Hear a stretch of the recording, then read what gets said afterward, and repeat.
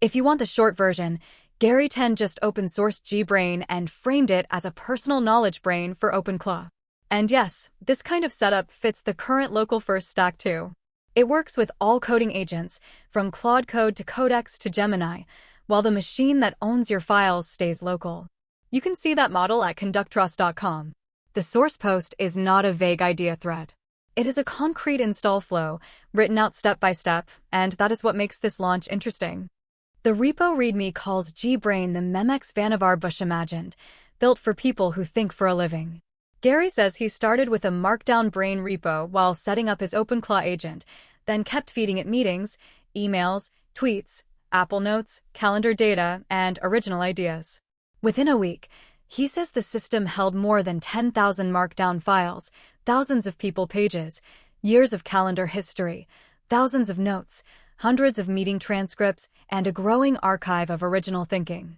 That matters because GBrain is not pitched as another chat wrapper. The Markdown repo is the source of truth. GBrain is the retrieval layer on top. And the agent is what keeps the whole thing alive.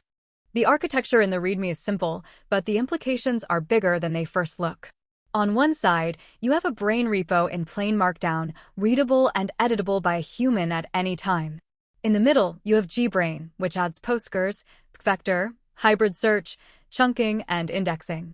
On the other side, you have the AI agent, reading before it answers and writing back after it learns something new.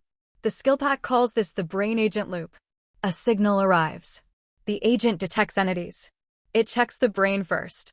It answers with context. Then it updates the brain and syncs the new state for the next query. That is the compounding thesis.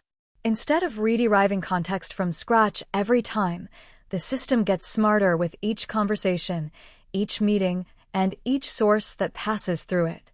Now look at how the install story is written in the source post. Step 1. Make sure Bun is installed, then add GBrain straight from the GitHub repo. Step 2. Run brain init with Supabase and connect the database in the setup wizard. Step 3. Scan your Markdown repos, usually in Git or Documents, pick the best one and import it. Step 4. Run a real query to prove search works on your own data. Then the post gets more opinionated. Read the recommended schema. Read the skill pack. Offer to restructure the knowledge base. Update the agent skills so they follow the production patterns, like entity detection, source attribution, backlinks, and enrichment. Then add a daily check update cron. The README extends that flow even further. It adds automatic sync, stale embedding backfill, and a verification runbook so the install does not just finish, it keeps working. The docs are where this project stops looking like a cool repo and starts looking like a real operating model. The recommended schema says every piece of knowledge needs one primary home, which means misdirectories and resolver rules instead of duplicate pages everywhere. Each page has compiled truth above the line and an append-only timeline below it. That is a huge idea because the current state and the evidence trail are separated on purpose. Then the schema goes deeper. It defines 4 database primitives, an entity registry, an event ledger, a fact store, and a relationship graph. The skill pack adds the behavior layer on top. Fire entity detection on every message. Save original thinking with the user's exact phrasing. Cross-link every source. Reconstruct social media threads instead of saving isolated posts. And then there is the dream cycle, the nightly job that sweeps conversations, enriches thin pages, fixes broken citations, and consolidates durable memory while you sleep.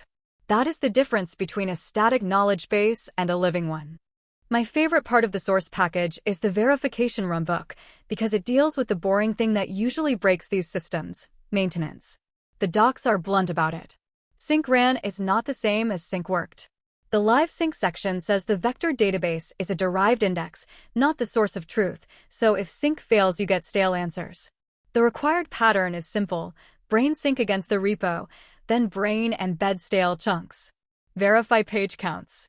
Verify embedding coverage. Make an edit, wait for the next sync cycle, then search for the corrected text. The skill pack also calls out a real failure mode with the wrong Supabase pooler, where sync can appear to run while silently skipping pages. That level of operational honesty is one reason this repo stands out.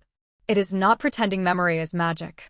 It is saying here is the loop, here is the sync contract, Here is how it fails, and here is how you prove it is healthy. So the clean takeaway is this. The launch is not just a new CLI. It is a full pattern for turning Markdown, retrieval, and an AI agent into an operational memory system. The repo link is on screen, and it is worth reading the README, the skillpack, the Schema, and the Verify runbook together. If you are already running local agent workflows, this fits the same direction. The current setup still works with all coding agents, and the machine holding the files can stay fully local. Conductrust.com shows that orchestration layer. Garry's source post gives the bootstrap prompt.